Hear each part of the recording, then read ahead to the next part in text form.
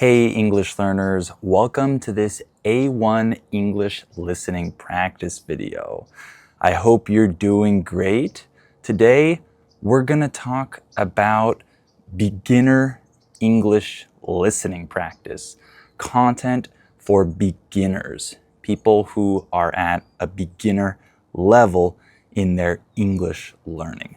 If you're not a beginner, if you're a little bit of a higher level, then still watch this video because it will still be useful for you. And at the end, I'm gonna ask you something if you're at a higher level. So watch until the end. So first of all, what is a beginner? Who is a beginner when it comes to English learning and listening comprehension? Well, a beginner in general is someone who is new to something, someone who is not very experienced. However, it doesn't always mean that you're starting from zero. That is an absolute beginner. Many beginners are not absolute beginners, and they already know and have skills in some different areas. And so for listening practice, a beginner might already understand a lot of words, a lot of phrases, but maybe they don't have a lot of experience listening and they can't understand English when it's spoken quickly. So who is this video for? When I say this is for beginners, who am I talking about? Well, if you can't understand fast English and you need to listen to content that's slower and clearer, then this is the type of content that you will want to listen to. And if you're trying to increase your vocabulary, these types of videos will be very helpful for you. This video will have words that a beginner might not understand. You might not know some of the words that I'm saying, and this is okay, all right?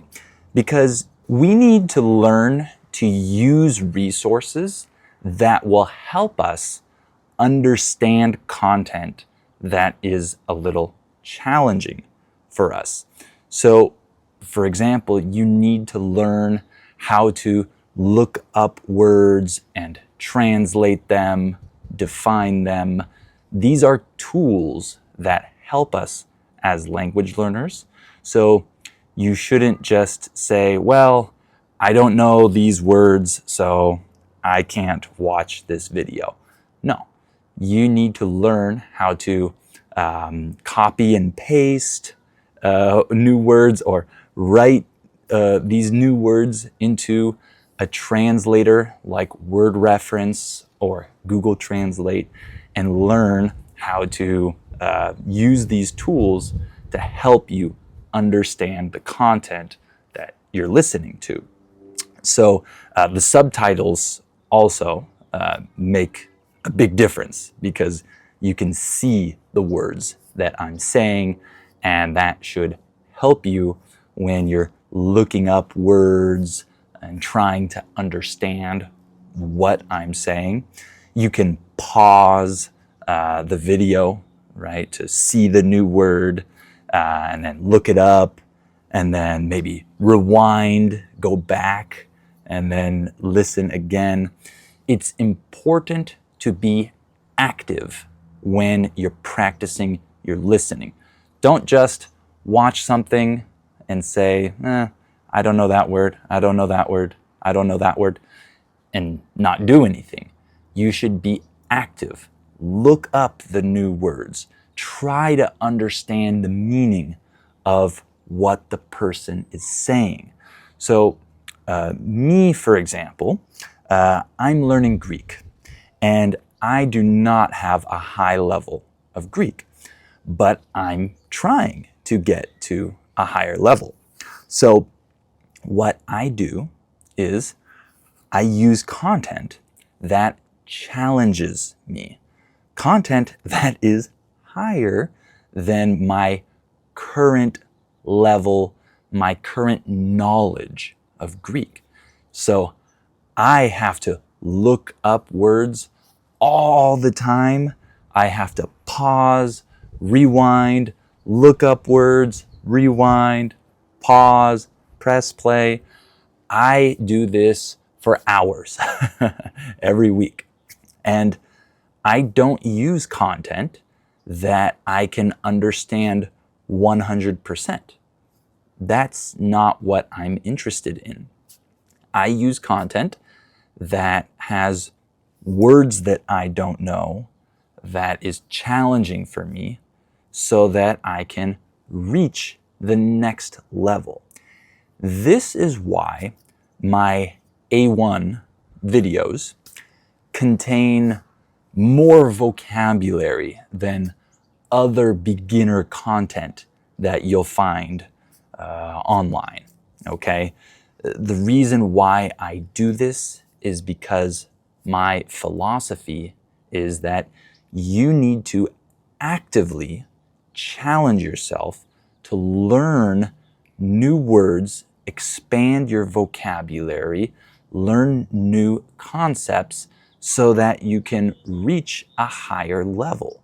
If you only listen to content that contains words that you know, that's not really helping you improve your vocabulary, increase your knowledge.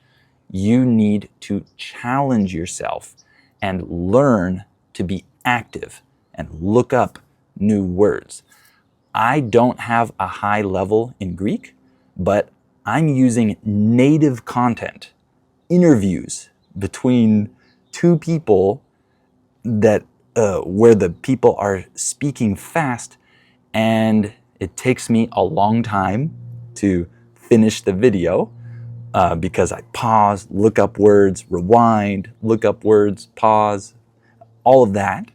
But I can actually use that content and understand most of it when I'm active and looking up words, and it's helping me reach a higher level. That's what you should try to do if you are at the A1 level. If you're a beginner, you should actively try to increase your level of listening, right?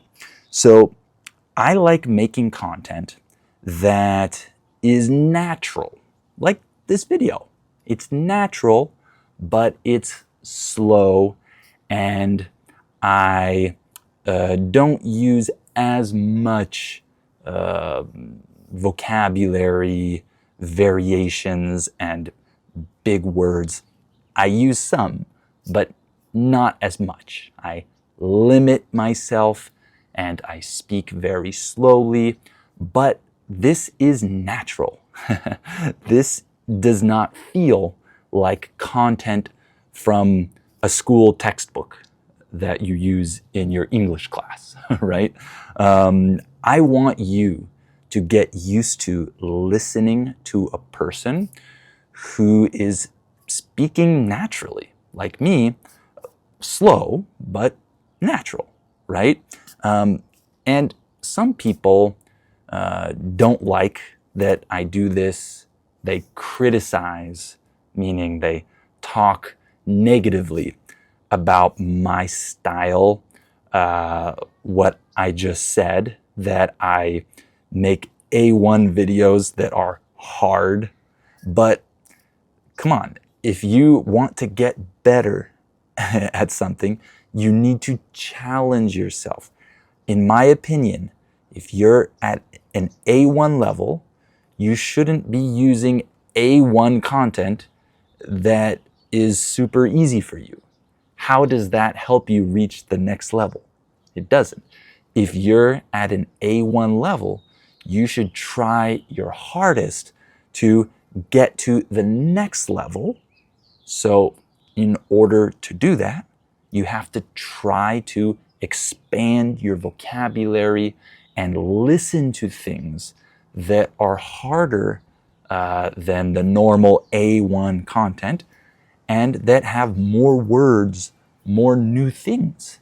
That's how we improve. That's what I'm doing as a language learner. That's what I did for French. That's what I'm doing for Greek. That is how you can improve your listening. Be active, use resources like translators, and you should use this type of challenging content. So yes, these videos that I title A1 are harder than the typical A1 video, but there's a reason for that, because you don't want to stay at A1, right? You want to go up and reach the next level. That's why I make content like this that is a little more challenging than other A1 content. So what if this video, this content is easy for you? Well, you need to use harder content, okay? There's no question about it. If this is easy for you, then you need to use more difficult content. And I make content for everyone, for all levels on this channel. You can look at the playlists and see my A2 videos in which I speak a little bit faster. And then my B1 videos, which are just me speaking at normal speed, okay? I also have advanced podcast episodes, right? I always leave the link down below if you want to sign up for those. So I have content for more advanced learners as well. But I also had the idea, I don't know if I'm going to do this, but I wanted to mention it to see what you think. I might start doing some live videos in which I speak at normal speed and I can interact a little with my audience. You can write comments, ask questions, and I can interact a little bit and answer some questions, and it will be native level. I'll be speaking at normal speed. It will be very natural. There won't be subtitles, but I'm still easier to understand than other native speakers. I'm sure you would agree. So I think it would still be more, or it'll be easier than other native level content. And I already make native level content, like I just mentioned, my B1 content, my advanced episodes, but I'm kind of interested in trying lives. So we'll see.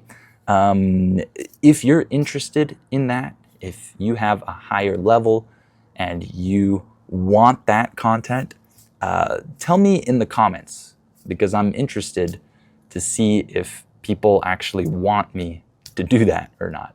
I don't know if I will do it, but I wanted to ask to see if people are interested in that. So tell me what you think.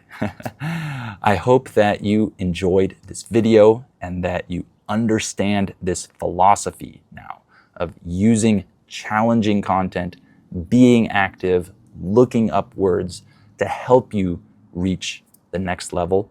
If you want my advanced podcast episodes, that link is down below. So click on that. Thank you all for listening, and I'll talk to you in the next video.